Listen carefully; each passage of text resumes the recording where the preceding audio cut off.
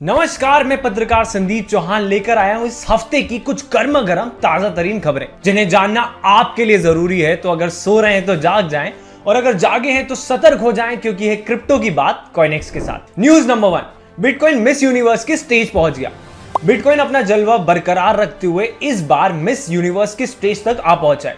Miss El Salvador एलेजेंड्रा गुजार्डो ने bitcoin theme outfit पहनकर walk करा, जिसके थ्रू वो एल सल्वाडोर की हिस्ट्री ऑफ करेंसी को दिखा रही थी और कैसे एल सल्वाडोर ने बिटकॉइन को लीगल टेंडर बना दिया। न्यूज नंबर 2, 90% वजीरएक्स यूजर्स के एसेट्स बाइनेंस वॉलेट्स में। Indian crypto currency exchange WazirX ने अपनी proof of reserve report publish करी, जिसमें यह डिस्क्लोज करा गया कि 90% ऑफ द यूजर्स के एसेट्स बाइनेंस वॉलेट्स में है। अब ये इसलिए थोड़ा अजीब है क्योंकि लास्ट ईयर अगस्त में ही बाइनेंस के सीईओ चेंगपेंग जाओ और वजीरएक्स के सीईओ निश्चल शेट्टी के बीच में ट्विटर पर थोड़ी कहासुनी हो गई थी, जहां बाइनेंस ने यूजर्स को वजीरएक्स से अपने फंड्स मूव करने को कह दिया था और खुद का वजीरएक्स के साथ कोई भी कनेक्शन होने से इनकार कर दिया था। अब इस प्रूफ ऑफ रिजर्व के अकॉर्डिंग वजीरएक्स यूजर्स के सबसे ज्यादा फंड्स शिबा इनू में और इसके बाद ईथर और बिटकॉइन में। न्यूज नंबर 3, अर्जेंटीना ने क्रिप्टो टैक्सेस पर एक न्यू लॉ निकाला। इस लॉ की हेल्प से वो सिटीजन्स को टैक्स इंसेंटिव्स देकर अपने क्रिप्टो होल्डिंग्स को डिक्लेयर करने का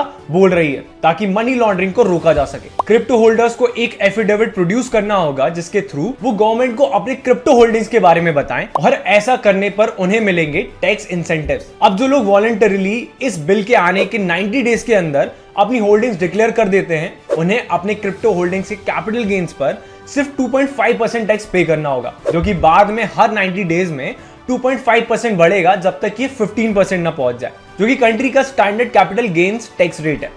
न्यूज नंबर 4, आरबीआई गवर्नर का क्रिप्टो पर एक और स्टेटमेंट आया। आरबीआई गवर्नर श्री शांतिकांत दास ने इस हफ्ते एक स्टेटमेंट दिया, जिसमें उन्होंने कहा कि ब्लॉकचेन टेक्नोलॉजी को तो अडॉप्ट करना चाहिए और उसका यूज भी करना चाहिए, लेकिन क्रिप्टो करेंसी को कंप्लीटली बैन कर देना चाहिए। उन्होंने कहा कि क्रिप्टो में कोई भी अंडरलाइंग एसेट नहीं है और ये गैम्बलिंग की तरह है, और जैसे कि कंट्री में गैम्बलिंग बैन है, इसे भी बैन कर देना चाहिए। RBI's position is very clear.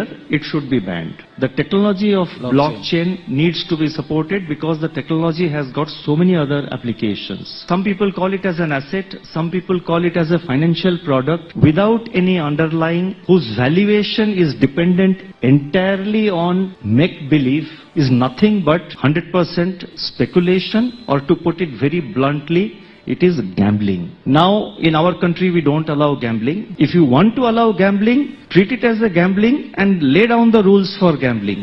News number 5, Metaverse will create $5 trillion by 2030। जहां एक तरफ 2022 के क्रिप्टो बेयर मार्केट ने क्रिप्टो एप्लीकेशन जैसे कि NFT मार्केट के अराउंड एक्साइटमेंट को कम कर दिया है, वहीं मेटावर्स के साथ कुछ ऐसा बिल्कुल भी नहीं हो रहा। मेटावर्स अभी भी ग्रो कर रहा है और ब्रांड इसे अभी भी एक्सप्लोर कर रहे हैं। मेटावर्स की सक्सेस बहुत ज्यादा इस बात पर भी फोकस करती है कि कैसे ये ह्यूमन एक्सपीरियंस को बढ़ा रहा है।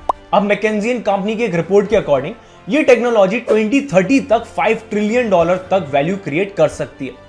अभी की बात करें तो मेटावर्स $2 to $3 बिलियन की इंडस्ट्री है। अब आपने क्रिप्टो डीडीएस तो पूरे साल पे करे होंगे ना, अब उसका रिफंड कैसे लेना है, अगर ये जानना है तो अभी जाके चेक करें हमारा लेटेस्ट लाइव वीडियो, जहां पे हमारे एक्सपर्ट्स ने आपके इस सवाल का जवाब दिया है। और अपने क्रिप्टो टैक्सेस को इजीली कैलकुलेट करने के लिए अभी चेक करें कॉइनेक्स। ये थी इस हफ्ते की टॉप क्रिप्टो न्यूज। अब मिलेंगे अगले हफ्ते, तब तक के लिए इस वीडियो को लाइक करें और चैनल को सब्सक्राइब करें।